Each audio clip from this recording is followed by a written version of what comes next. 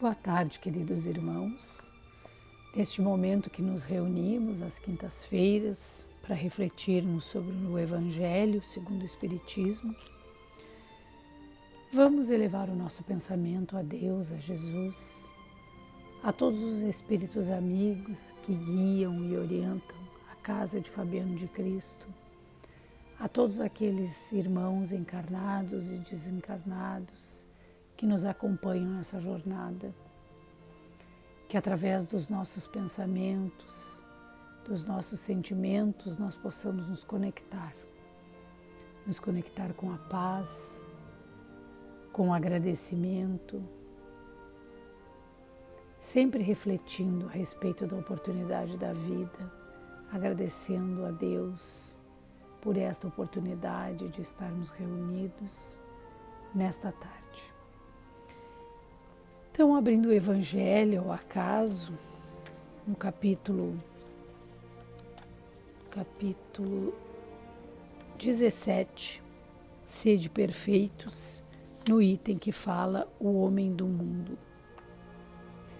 Um sentimento de piedade deve sempre animar o coração daqueles que se reúnem sob os olhos do Senhor e imploram a assistência dos bons espíritos.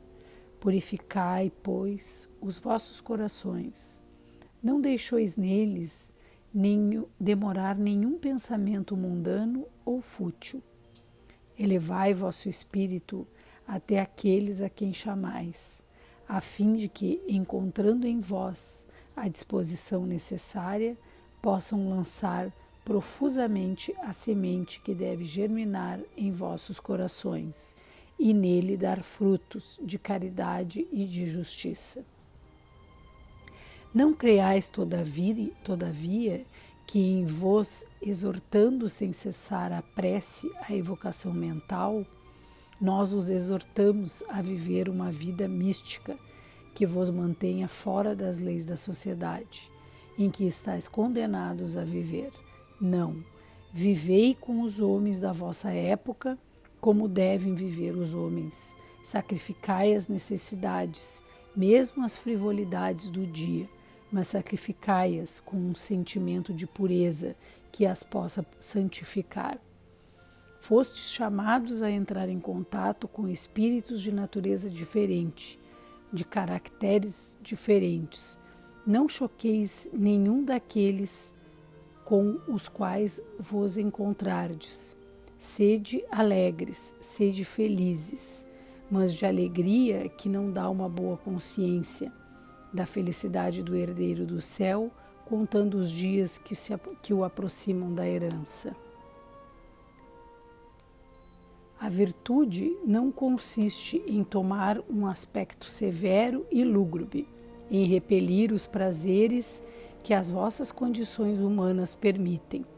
Basta informar todos os atos da vida ao Criador, que deu essa vida. Basta, quando se recomeça ou acaba uma obra, elevar o pensamento até esse Criador e pedir-lhe no impulso da alma, seja sua proteção para ser bem-sucedido, sua bênção para a obra terminada.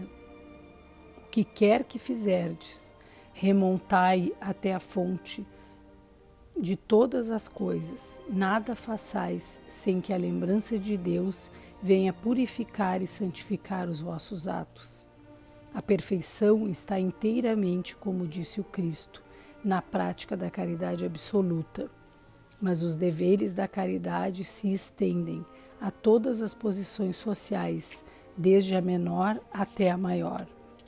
O homem que vivesse só não teria caridade a exercer.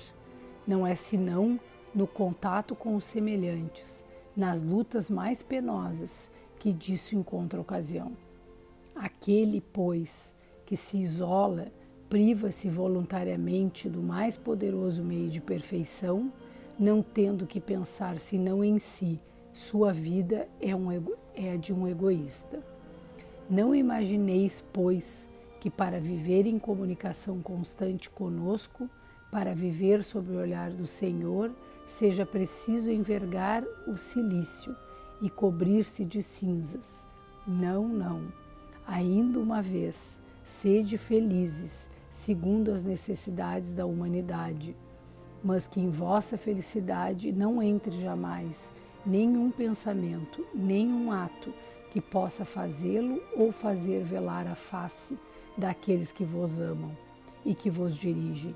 Deus é amor e abençoa aqueles que amam santamente. Um espírito protetor, por Deus, 1863. Nesta reflexão,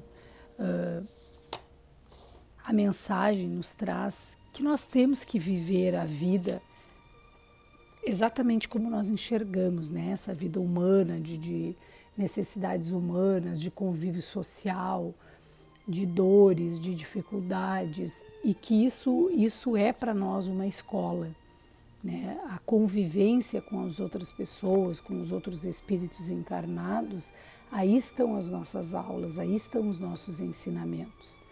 Viver isolado, imaginando que não vai fazer o mal a ninguém porque está isolado, tu também não fez o bem a ninguém, também não aprendeu nada, porque também não convive com ninguém.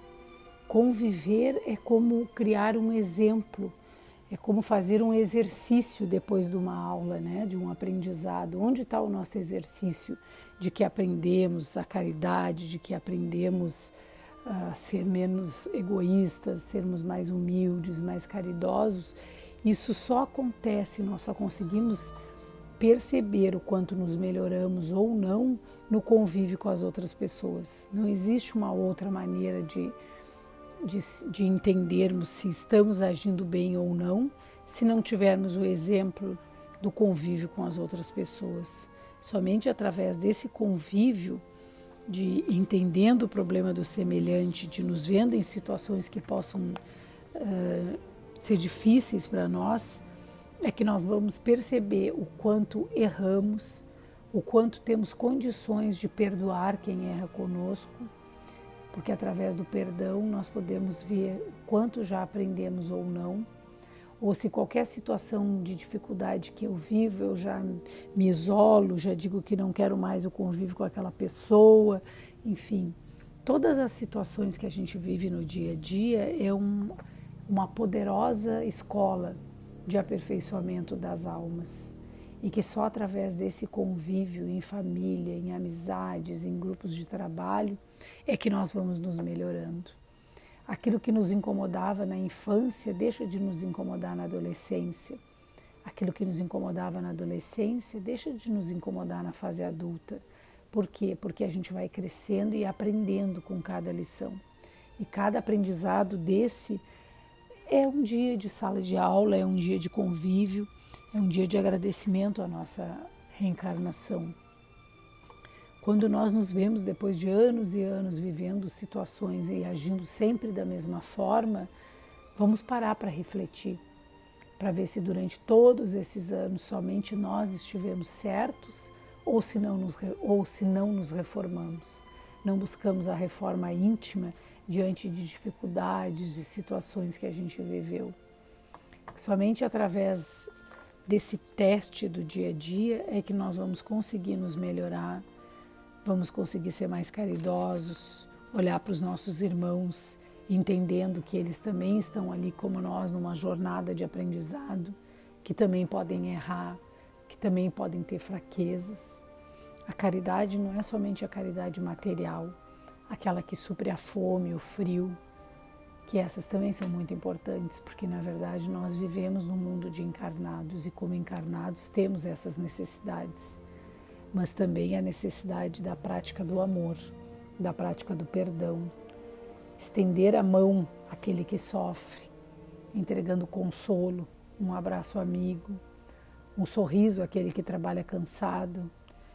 Tem tantas formas de sermos caridosos com as pessoas que convivem conosco, e é para isso que o Evangelho abre os nossos olhos nessa tarde.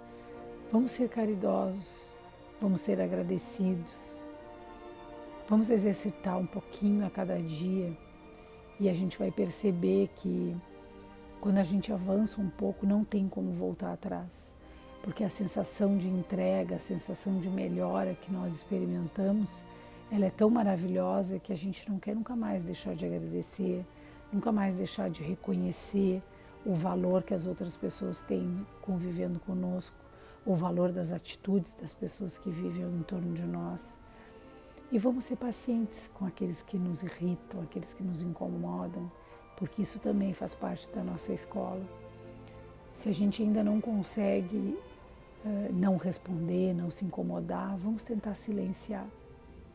Silenciar o coração, silenciar a nossa mente, elevar o nosso pensamento, emitir uma prece, pedir um momento de tranquilidade, que se nós conseguirmos fazer isso, aquela atitude já vai ficar muito mais leve para nós. Depois que a gente se fecha um pouquinho, eleva o pensamento, faz uma prece, todos os incômodos ficam muito mais tranquilos para nós de aceitar e de conviver. Então, para ilustrar ainda um pouquinho mais, eu leio aqui o livro do Momentos de Reflexão, de Chico Xavier, de Emmanuel e André Luiz, e caiu a página que diz chamamentos. Observa em torno de ti e ouvirás múltiplos chamamentos à obra do progresso geral. Ninguém está privado do ensejo de auxiliar o próximo, elevar, consolar, instruir e renovar.